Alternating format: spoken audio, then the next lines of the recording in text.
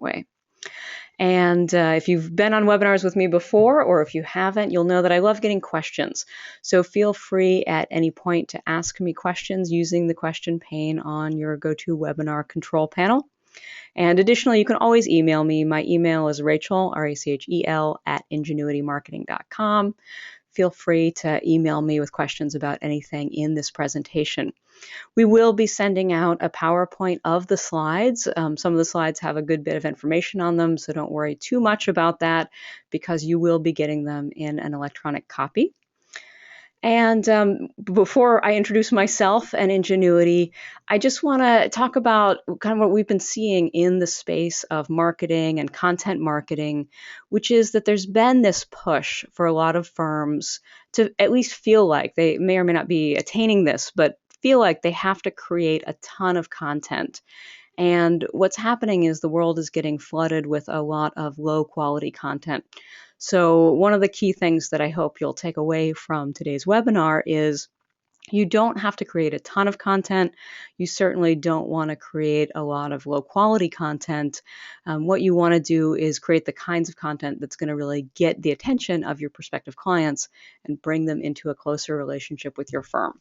So I will talk about how to do that in a minute or two. Let me just introduce myself and Ingenuity.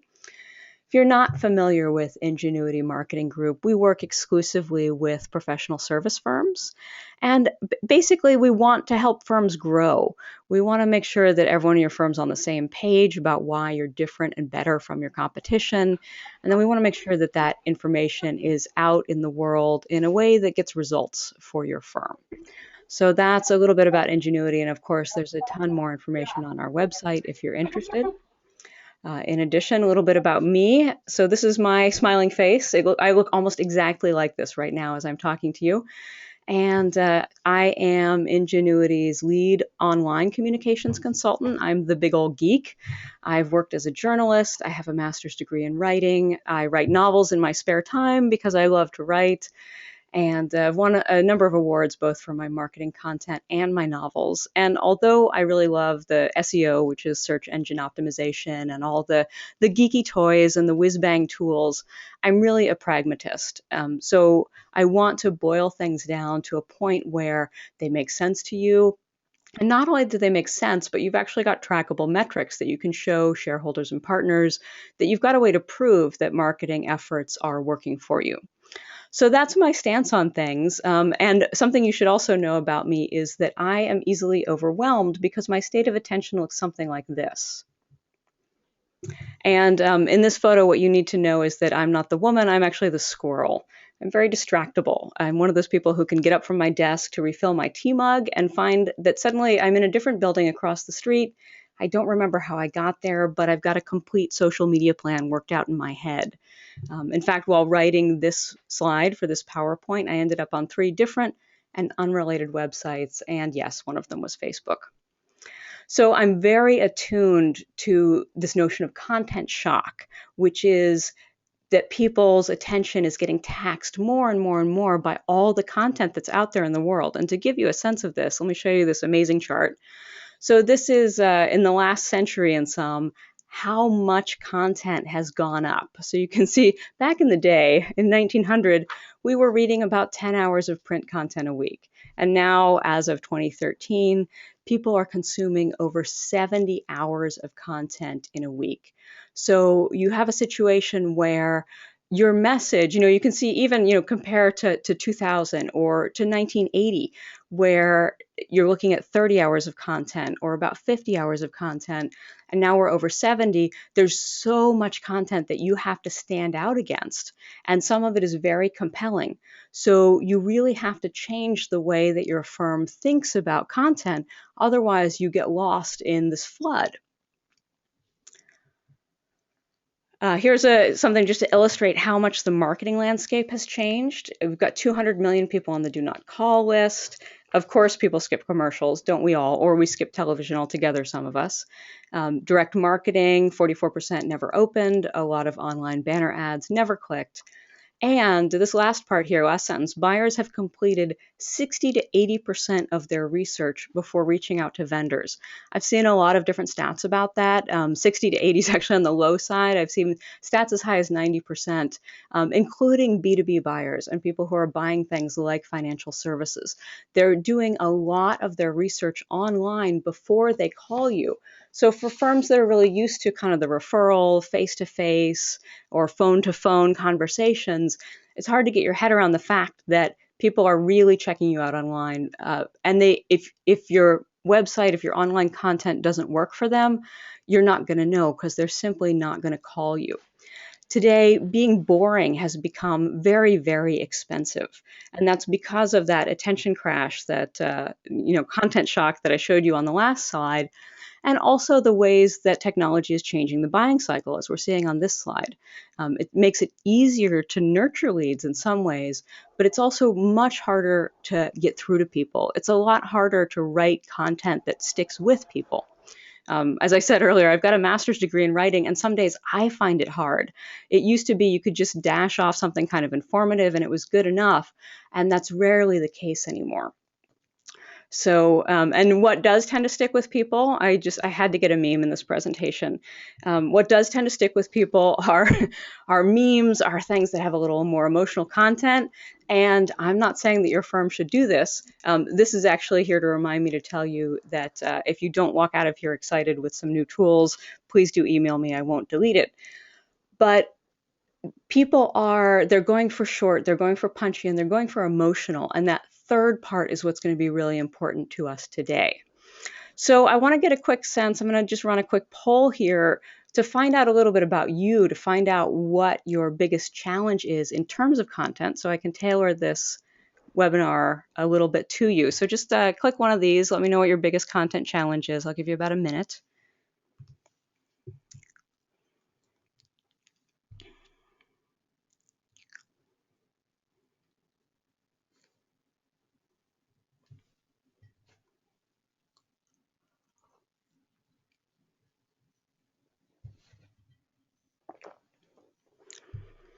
All right. I like how this is turning out. About 2/3 of you have voted, and I'm seeing a clear winner. I'm going to give you about 15 more seconds.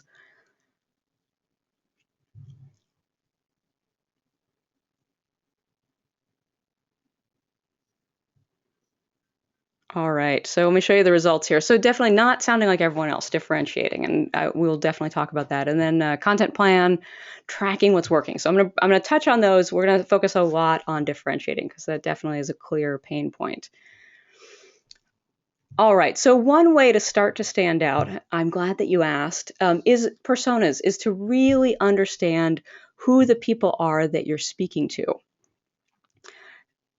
Oh, great. And I'm seeing also in the questions, expediting the sales cycle is another thing. Perfect. And when we get to problem solving a little later, I will address that head on. So in terms of personas, a lot of firms are really overbroad. You know, who are we interested in? Well, every small business owner. Well, that's really overbroad. So you have to start focusing in, and there are definite benefits to it. As you can see here, enterprises with a deep understanding of their customers are 60% more likely to be financial outperformers. And how you start to get a sense of this, what I so strongly recommend, and if you've heard me before, you've probably heard me say this, but you have got to interview your clients, and if you can, your prospective clients, or hire someone to do it. A lot of times it's great to bring in an outside firm because they don't take for granted what you already know about your services, about the culture of your firm. They really listen from a clear space if you bring in an outside interviewer. But regardless of whether you outsource that or you do it yourself, I highly recommend this. And a lot of times partners and shareholders kind of push back. And this is from a whole book about buyer persona. It's a pretty good book. And in this, Adele talks about how amazed they were that people did not want the interview to end. And this is our experience too. We do tons of client interviews. So we're interviewing our clients' clients. And that helps us find out what really made a difference and the exact language that they use. So this is part of that, cutting through with language that gets the attention of your perfect client. You want to say it in the way that the client would say it. And with a lot of highly technical firms, definitely accounting, legal, engineering, all those industries, you can get so technical in your language and you really lose the ability to speak directly to your prospect. So doing these interviews, it helps you uncover the pain points you need to address and the ways to address it, the language that actually makes a difference.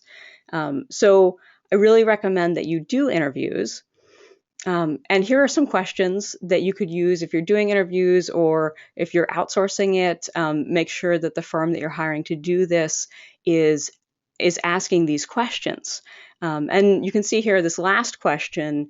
It's not just about why they chose you and what problems and what their process was, but find out from your current clients and prospective clients, how are they getting their information? Did they check you out online? Did they see you on social media? Are they reading online magazines? This helps you prove, if you're a marketing director who has to prove your budget, prove your efforts to partners and to shareholders, this also helps you demonstrate that. So it's kind of a full circle piece to do these interviews and find out what works. And then I think I kind of warned you at the outset that I am a bit of a geek. So I also want to talk about using the Google keyword tool, which is now part of AdWords. Because in addition to actually speaking to clients and prospects, we can now use the big data of Google to find out what people are looking for. So here, this is an example from one of our clients who lets us talk about them and loves the work that we've done for them. Sykes and Company, they're an accounting firm that specializes in pharmacy accounting.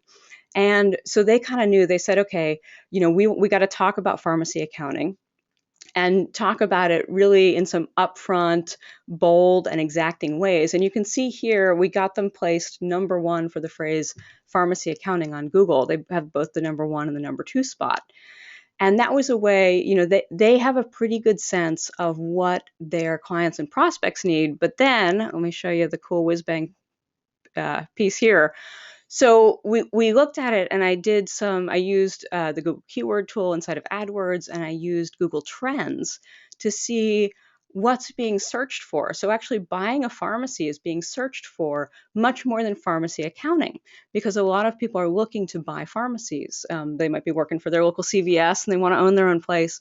And that was getting a lot more search traffic than the phrase pharmacy accounting. So once you're narrowing in on how your prospective clients think about your services, I suggest that you either go to Google and do this yourself, or if you're working with an SEO firm, we do this a lot for our clients, where we put in, here are the terms that we think people are searching for, but let's go see what they're actually searching for and what's getting the most traffic. And then you can see that I use the popular search phrases that are underlined on this page to generate some blog ideas. And then we're doing this video blog where if you go look at the Sykes YouTube page now, you'll see all of these are up. We filmed them all on video and addressed these questions. And so that's a great way to kind of dig deeper into what people are wondering about.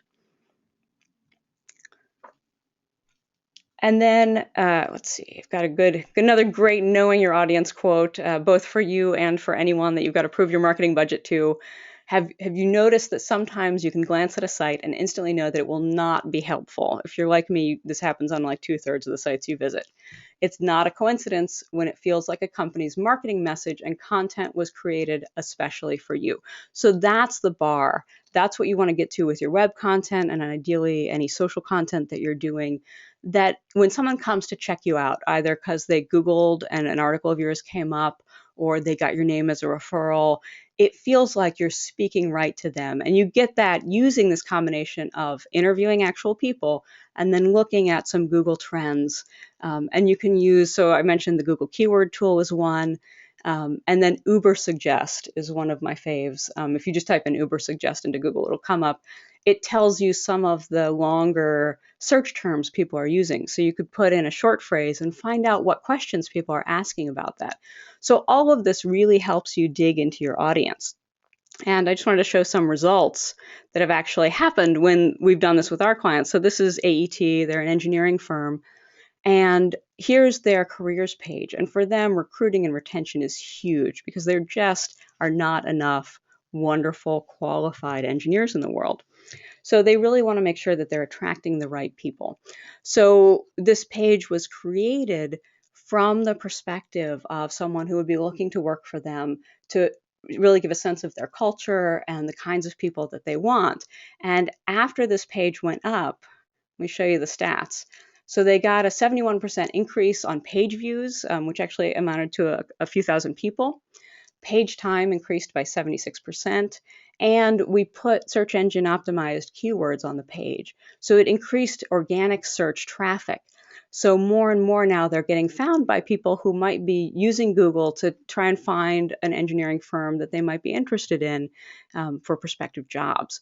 So that's really an example of what great content can do. And I hope that you've got Google Analytics or you're working with a firm that's checking your Google Analytics for you, probably on a monthly or bi-monthly basis, so that you can see what's working. Again, I just love how being online lets us measure so much, so that you can change things, and then you can really see, like, oh, this worked. Okay, we did this, maybe for this one practice area or this one service that we do. Now let's roll it out for the other pages.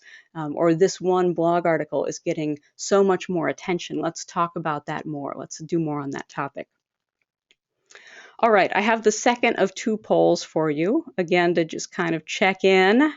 So here you go. If great content could do one thing for your firm, you would like it to. And my person who put the sales cycle question in earlier, this is your chance to vote for that.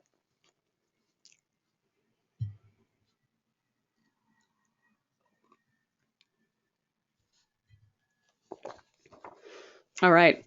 So far, I've got two answers, kind of neck and neck. I'm going to give you about 15 more seconds.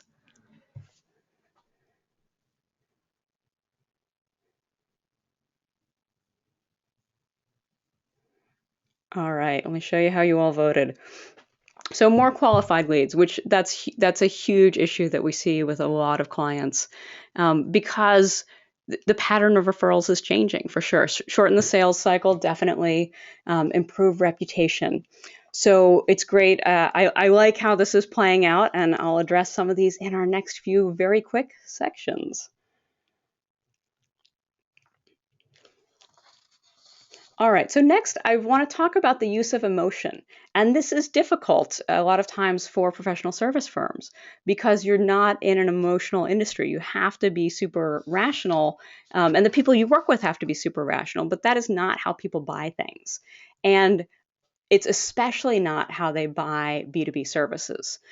So we think it's rational, but it's actually a complex mix of gut, emotions, post-rationalization, and reason. I mean, this is the tricky part, that post-rationalization, because you've got people who, maybe they choose your firm or they choose a competitor's firm, and you ask them, and they might say something like, oh, it was price. Or, oh, it was, they have a bigger staff, or whatever reason that they've got. But they actually, much of the time, are making that rationalization after they've already made an emotional decision. So, huge way to stand out from the crowd in terms of content, in terms of that differentiation piece that we highlighted in the first poll, is to have a strong brand that has an emotional component. And when I say emotion, I don't mean emotions like, drama, anger, like the kinds of emotions we see on evening television. I mean emotions like trust, possibly courage, straightforwardness, emotions that work with your brand but communicate. So you're not just giving a factual blah, blah, blah, we do X, Y, and Z. You're telling stories, you're telling customer stories, and you're doing it in a way that communicates some emotion. Because this is a great model for how we do decision making. We think we're the dude on top of the elephant. We are not. In general, our brain itself is the elephant. And the elephant is moving us around, and then we're rationalizing where we went. So you gotta tap into people's elephants. And let me show you a couple more stats. This was a great white paper that had all these stats. So this was the impact of B2B brand connections. And the whole point of this white paper and this part of this presentation is to say brand basically means emotion. If you have a good brand, something emotional is happening.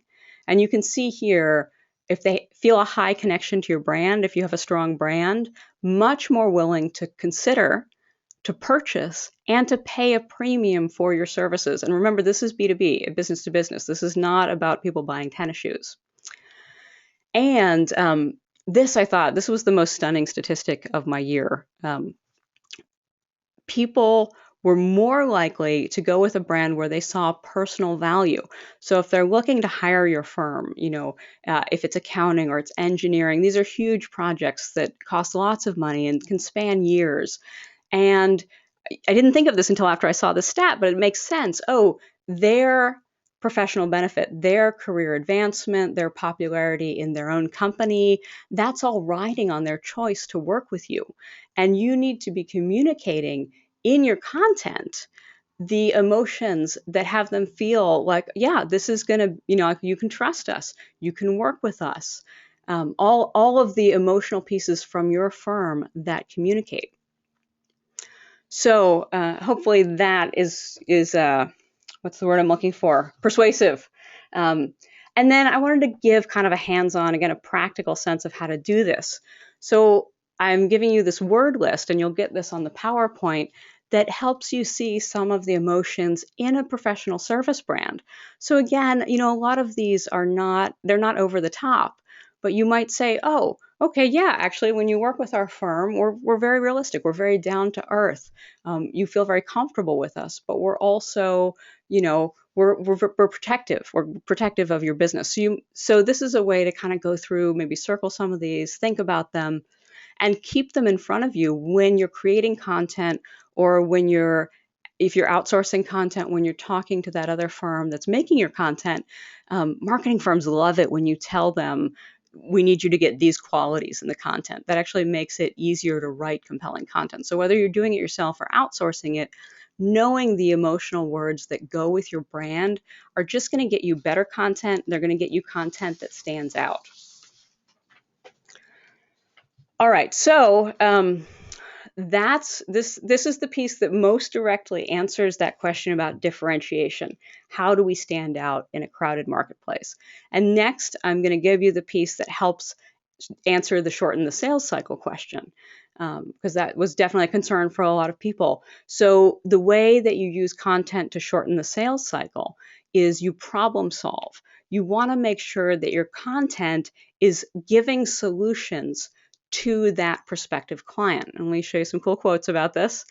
I'm not going to read you the whole quote because you'll get it on the PowerPoint, but the bottom line is people are less trusting today than they ever have been before. A lot of times they're wary. There's actually studies that have shown that our culture as a whole is getting more rude, which is unfortunate. But the bolded part here, the businesses that exhibit compassion, humanity, and personality have a magnificent opportunity to connect deeply. So that again is that emotional connection, that human connection. So you want to make sure that that's there. And then the second piece is your buyers really want to buy. They probably have a pain point. If they're looking for a different firm, there's a reason for it. And they know that they need help. They may not even understand all the services that they need. You're in very complex industries. So instead of, as it says at this last part here, stymieing them with the information that doesn't really address what they need, you have to help them find and deploy the right solutions. So you really need to have a look at your web content and the articles. If you're doing some PR, if you're having someone ghostwrite some articles for your partners, these articles and all your online content, it needs to be answering questions and solving problems for your buyers. And those buyers can be those problems can be the actual pain points that they're experiencing. Or it can be that they need to understand how to sell you to the leadership inside their company. So you want some of each, both kind of the technical solutions to things, but also, how do you switch firms? How do you know you have a good firm? How do you track the progress of your firm? Those kinds of pieces that solve the real problems that your prospective buyers are having. And I just wanted to show another example because I think that examples are a great way to really bring all this together. So this is CPA Mutual. They do risk management for CPA firms. And you can see here, what I wanted to do about this is a problem-solving homepage, but it's very visual. So you can see that it's designed so that, okay, if you've come to our homepage, there's a limited number of reasons that you came here. And you can see there's 6 calls to action that you can click on that solve different problems. And so this was just kind of a neat visual way to put that together. And then you can also do it in content, and particularly nice, juicy, long content articles. And basically, this is just some quick questions. If you're actually writing the content, or you can, again, if you've outsourced, hand this over to the firm that's doing that for you, to think about what we talked about, personas, what we just talked about, what problem am I helping them solve? Why will they pay attention? And that's kind of that emotional piece that we talked about. Also, how do I want them to feel? Emotions again. And lastly, what do I want them to do? And a lot of people kind of miss that part, the call to action at the end. Like, hey, so now you came out here, you got this great information. And it might be call us, but it might be a lower hurdle than that. It might be something a little bit easier to do first, so that it keeps them in conversation with your firm. And of course, track. I talked about Google Analytics earlier. It's a wonderful way to see how people are using your websites, what they're looking for, what they're spending time on. So definitely make sure that you've got that going, and then just do more of what's working. All right, I'm gonna blow through the next section because this used to be a longer presentation, and now I'm gonna do it in half an hour. Remove distractions. So this is just kind of a tidying up. So let's say that you've written some long pieces, some articles that are solving problems for prospective clients, and you've got some good emotional stuff in there, but you also want to make sure that you just go through and you remove distractions. So you want to make sure that the voice of your firm is not super formal and abstract. It's not, like we like to say in French, oui, all about your firm. That it's not overly wordy or full of jargon and buzzwords.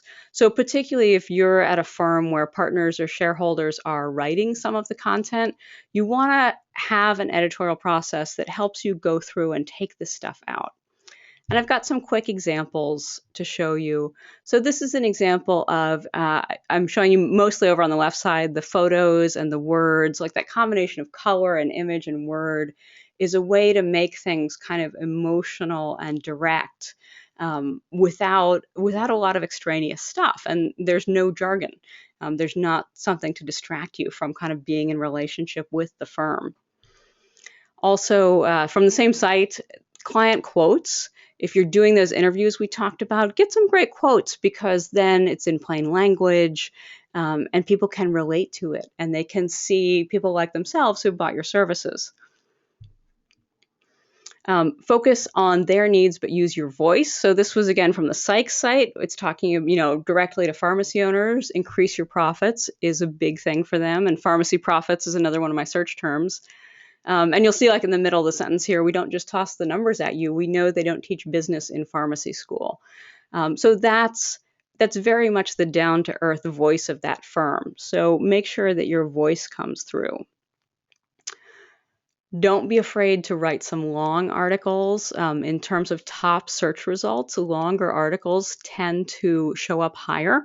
So you can see across the bottom is the position and then the average length. So in the top 3 positions on Google, you're seeing content that is over 2,000 words. Sorry, I almost said 20,000. I know we were all going to freak out.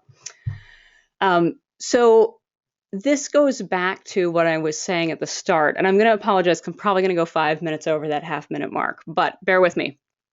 At the start I was saying don't create a whole bunch of junky content. Long form content that's going to be relevant for years is super powerful.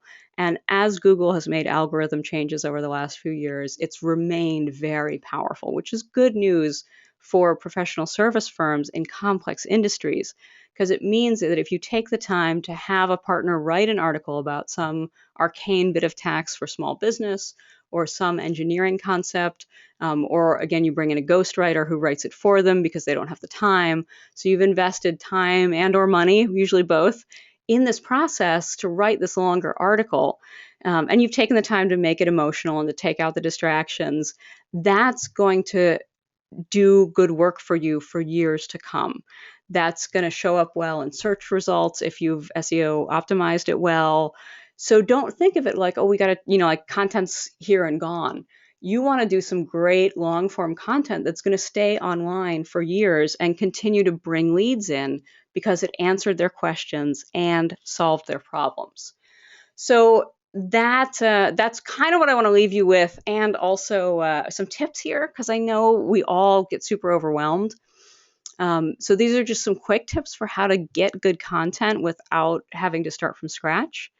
Um, have presentations transcribed if your people are already presenting. Alternate written content with video. If you have some people who speak well and who look good on video, then get that video, put it, 3 to 4 minutes, put it up, great. Video also SEOs really well, and there's an immediate emotional connection because you're seeing a human being.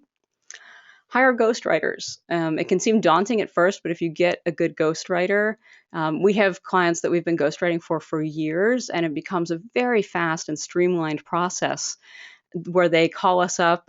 They might just have a conversation with us about the topic, or in some cases, they fax over their handwritten notes, which is very exciting. Ghostwriters can save a ton of time and heartbreak in the long run. Combine shorter pieces into a longer piece if you've been doing a shorter blog, and develop a content curation strategy. And hopefully we'll have an upcoming webinar about that because that is a whole topic in its own. But these can help you not be overwhelmed.